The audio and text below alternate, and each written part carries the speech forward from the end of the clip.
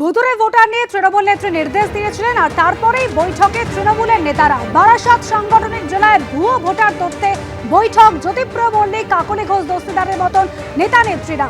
আমাদের প্রতিনিধি আশাবুল হোসেন এই মুহূর্তে রয়েছেন আমাদের সঙ্গে। আশাবুল, বৈঠক কি এখনো চলছে? কি নির্দেশ? দেখো, কালকেই তৃণমূল নেত্রী মমতা বন্দ্যোপাধ্যায় তিনি নির্দেশ দিয়েছেন যে ভুতুড়ে ভোটার ধরার অভিযানটা করতে হবে এবং মমতা বন্দ্যোপাধ্যায়ের নির্দেশ মতো আজকে রাজ্যের বিভিন্ন জেলায় তৃণমূল নেতারা তারা কিন্তু এই ভুতুড়ে ভোটার ধরার অভিযানে তারা নেমে পড়েছে এবং জেলায় যারা সংশ্লিষ্ট জেলা সভাপতি রয়েছেন তারা বুথ স্তরের কর্মী এবং এজেন্টদের নিয়ে তারা প্রথম দফায় তারা বৈঠক করেছেন এবং তারপর তারা মানুষের বাড়ি বাড়ি যাচ্ছেন এবং সেখানে গিয়ে তারা যাচাই করছেন, ভোটার তালিকা সঙ্গে নিয়ে তারা যাচাই করছেন যে ভোটার তালিকায় যাদের নাম আছে তাদের সঙ্গে সংশ্লিষ্ট এলাকার ওই ভোটার আছে কিনা।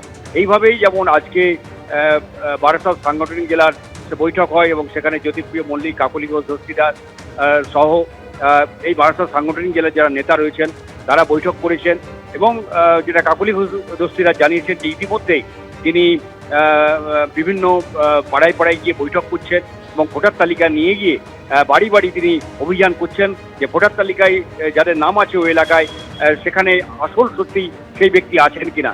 এইভাবে এই অভিযানটা চলছে এবং তুমি জানো যে গতকালই নেতাজি ইন্ডোরে কর্মী বৈঠকের পর খুব মমতা বন্দ্যোপাধ্যায় তিনি ভবানীপুর বিধানসভা কেন্দ্রের যে কাউন্সিলর তাদের নিয়ে বৈঠক করেছিলেন এবং সেখানেও ভুতুড়ে ভোটার চিহ্নিত করার ব্যাপারে বৈঠক হয়েছে।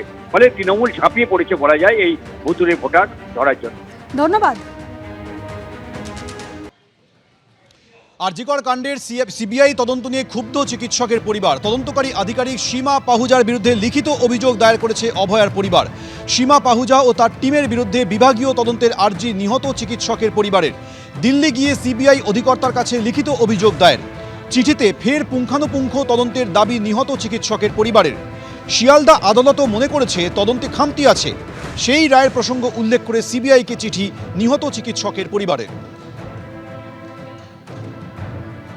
এই রায়ের কপির উপরে যে সিবিআইয়ের যে কাজ করেনি, যে সমস্তগুলো দেখা উচিত ছিল বলেছেন শিয়ালদা কোর্টের জজ, আমরা ওগুলোকেই তুলে ধরেছি যাতে ওনারা মুখের কথা তুলিনি, লিখিতও দিয়েছি এবং ওই লেখাগুলোকেই ওনাকে পয়েন্টগুলোকে ওনার সামনে তুলে ধরা হয়েছে যে এই কাজগুলো আপনার টিম করেনি। মূলত কি কি পয়েন্ট উল্লেখ করেছিলেন? মূলত পয়েন্ট যেগুলো যে আমার মেয়ে যে প্লেস অফ অকারেন্স নিয়ে যে সমস্যা তৈরি হয়েছে সেটা নিয়ে ডিএনএ রিপোর্টে যে সমস্যাগুলো আছে যেগুলো উল্লেখ করা হয়েছে রায়ের মধ্যে সে সমস্ত কথাগুলোই তুলে ধরা হয়েছে এবং উনি বলেছেন আপনারা ধৈর্য ধরুন, আমরা চেষ্টা করব এবং আপনারা ন্যায় বিচার পাবেন। নাম করে সীমা পাহুজার এগেইনস্টে বলা হয়েছে। 6.5 মাস যদি যে অতিবাহিত হলো তারপর যে প্রশ্নগুলো থেকে গেল সেই প্রশ্নগুলোর জায়গা থেকে সিবিআইয়ের প্রতি অনাস্থা বা সিবিআইয়ের এই টিমের প্রতি অনাস্থা আসা বাধ্যতামূলক। কেন এর কথা বলতে যদি হয় তাহলে বলতে হবে যে কলকাতা পুলিশ ঠিক যে চোখ দিয়ে দেখেছিল এই তদন্তকে সিবিআই যেন ঠিক সেই চোখ দিয়েই দেখেছে। সেই জন্য সঞ্জয়ের বাইরে তারা আর কাউকে দেখতে পাচ্ছে না।